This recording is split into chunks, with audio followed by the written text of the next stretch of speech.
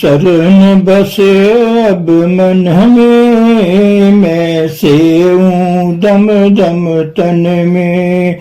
फिर प्रीत लगी घट धुन में, चढ़ पहुंची पहली सुन में। अब शील क्षमा मन छाई, गई तपन काम दुखदाई। फिर क्रोध लोभ भी भागे, अहंकार मोह सब त्यागे। धुन पांच शब्द घट जागी, मन हुआ सहज बैरागी। गुरु रूप प्यारी साध संगत जी, आप सभी पवित्र आत्माओं के चरणों में दास का कोटि कोटि प्रणाम है। महापुरुष इस संसार में आते हैं जीवात्माओं को जगाने के लिए और उनको जीवन का जो उद्देश्य है उसके बारे में बताने के लिए। जीवात्माएं महापुरुष की संगत में रहते रहते बहुत अनुभव करते हैं और उन अनुभवों से वो शिक्षा लेते हैं। इसी प्रकार की दो साखियां साध संगत की सेवा में प्रस्तुत की जा रही हैं। बीबी लाजोरी ने ये बयान की है, मगर सेवादार की जुबान से एबटाबाद और रावलपिंडी की साखी आपकी सेवा में रखी जा रही है। साखी शुरू करने से पहले गुरु प्यार का एक भजन आपकी सेवा में रखा जा रहा है। धन सतगुरु, धन गुरु रूप प्यारी साध संगत जी।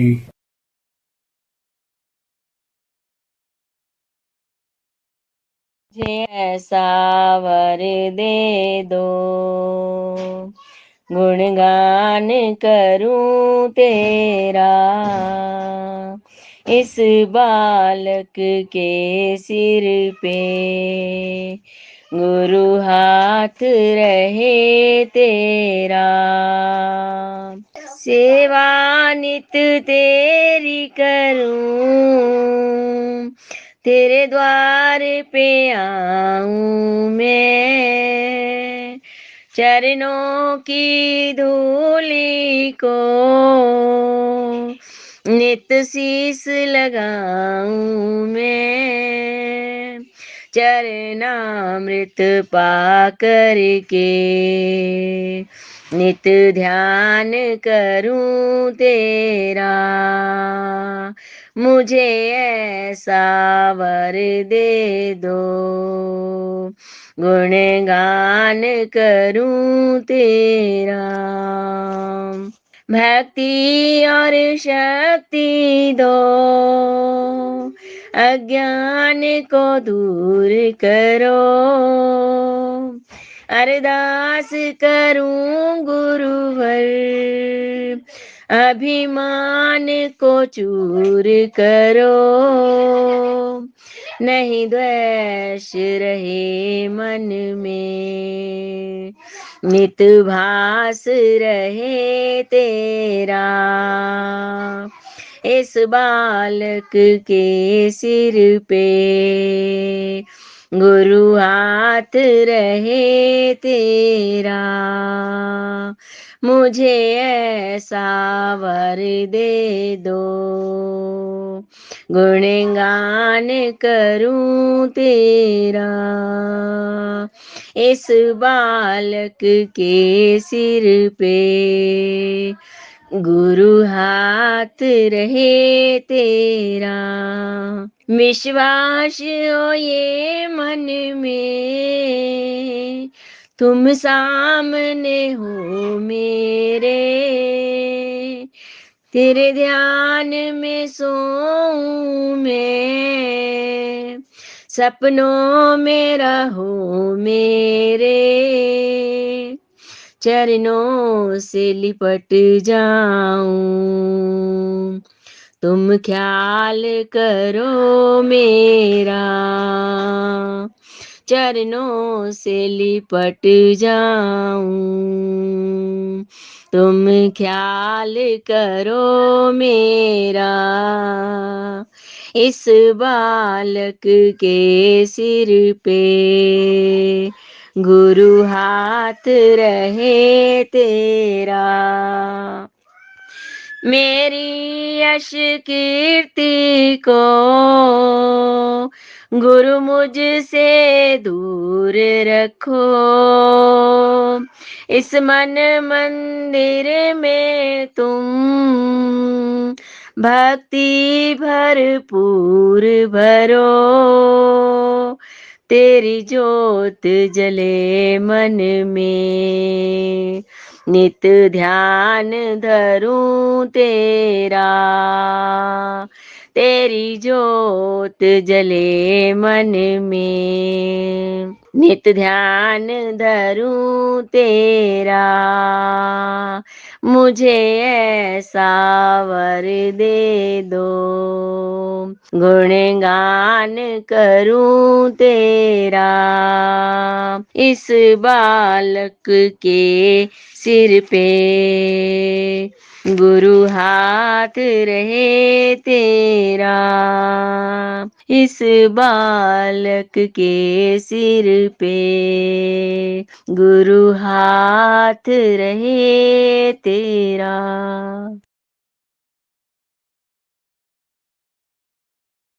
एबटाबाद की साखी। हजूर कालाबाग से जब एबटाबाद को चले तो रास्ते में कई बूढ़े आदमी खड़े थे। कोई रास्ता साफ करे, कोई पानी का बांध बनाए, कोई बड़े बड़े पत्थर उठाकर एक और कर रहे थे। हजूर दीनदयाल बड़े प्रेम से मोटर से उतरकर उसने बातें करने जाते थे। कहो भाई, क्या हाल है? बाल बच्चे तगड़े हैं?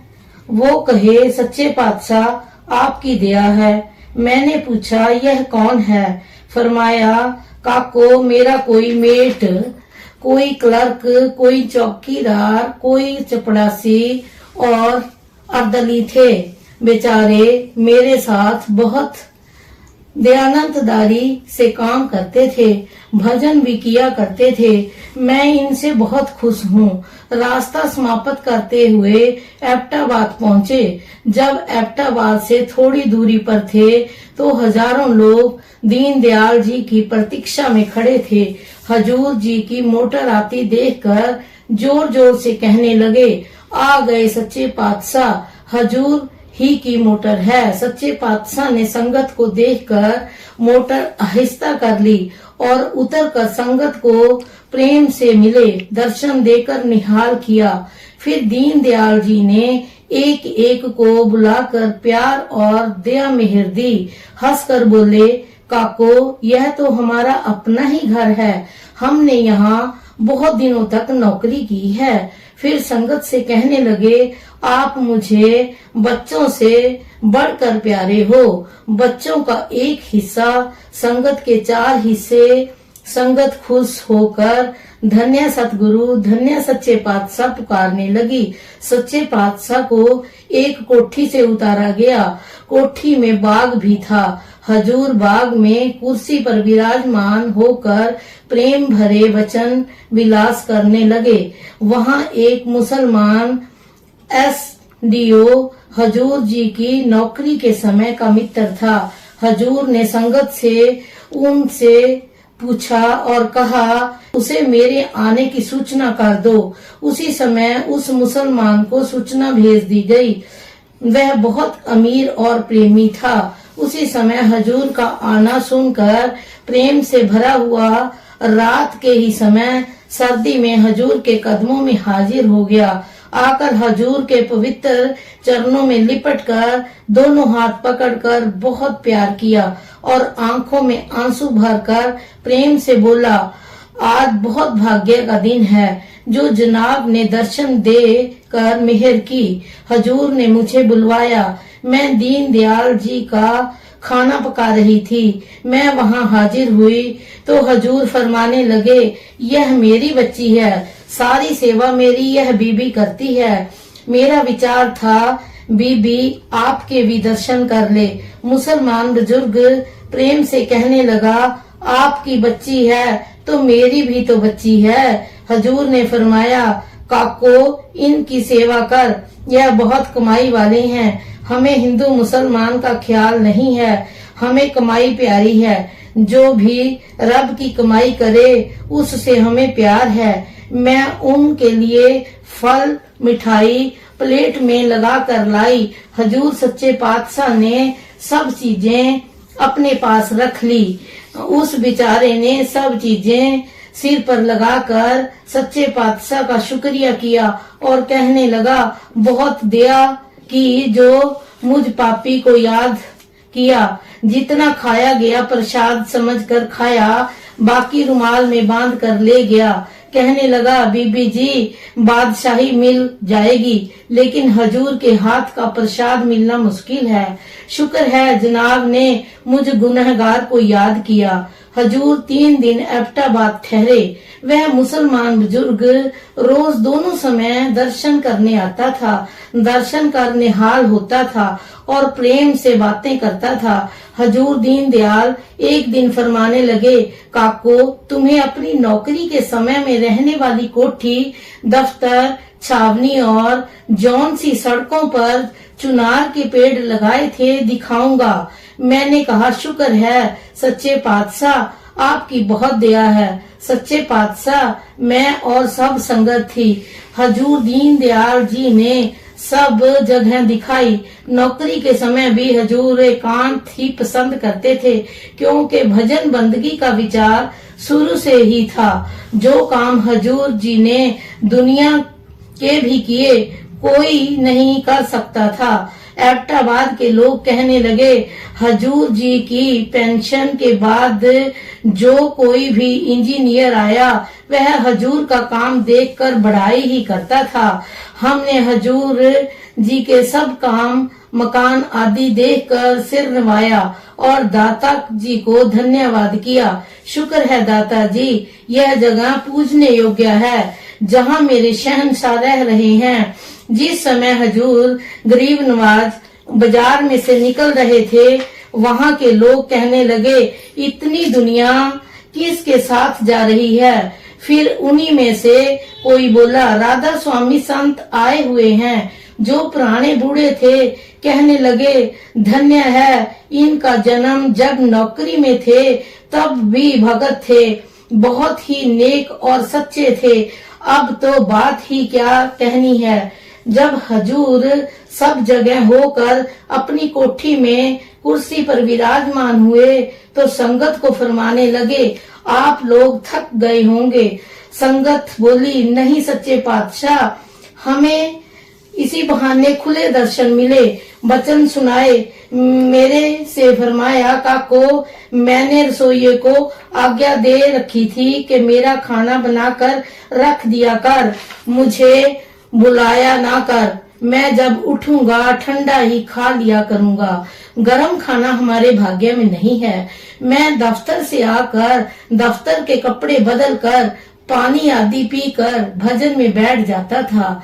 जब तक भजन में रस नहीं आता था उठता नहीं था। नौकर बेचारा इसी तरह करता था। मैंने नौकरी को खेल समझा। मेरे अफसर मेरे से बहुत खुश रहते थे, मुझे कोई दुख न था। फिर फरमाया, मेरे सतगुरु ने भी मुझे लाडला ही रखा, अपना किया कराया मुझे दिया। नाम का खजाना धन्य सच्चे पातशाह, सब उन्हीं की दया है, वरना मैं किस लायक था। धन्य दीनदयाल हमेशा अपने सतगुरु की ही महिमा करते रहे, अपने आप को संगत सेवादार ही फरमाते रहे। अमोलक वचनों से संगत को निहाल किया। फिर फरमाने लगे, मेरे लिए संगत का क्या हुक्म है? संगत ने बड़े प्यार से अर्ज की, दाता जी नाम की दात बख्शो, संगत की यही ख्वाहिश है।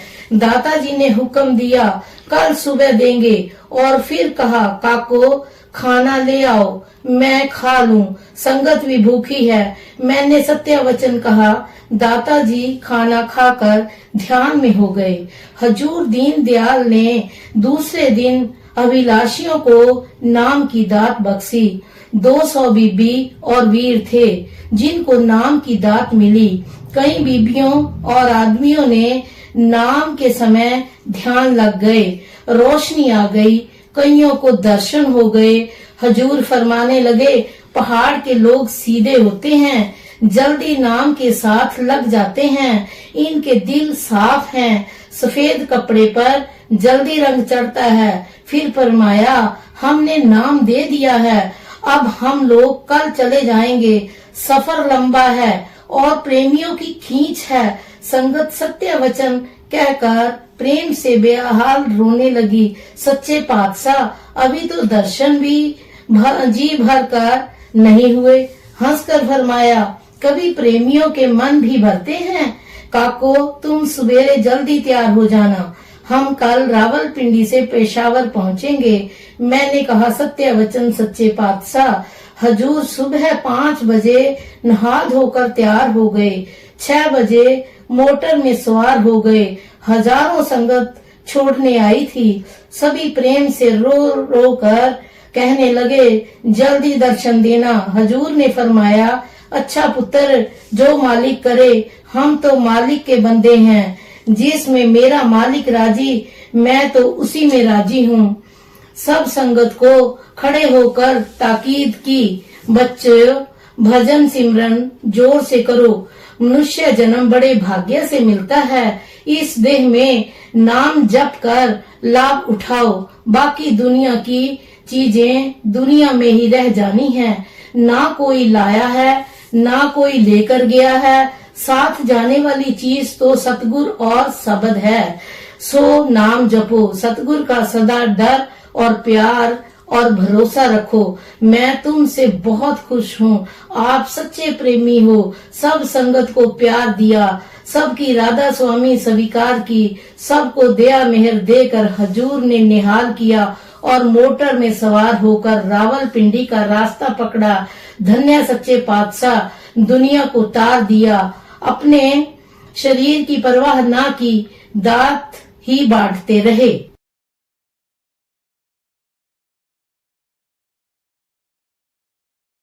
रावलपिंडी की साखी।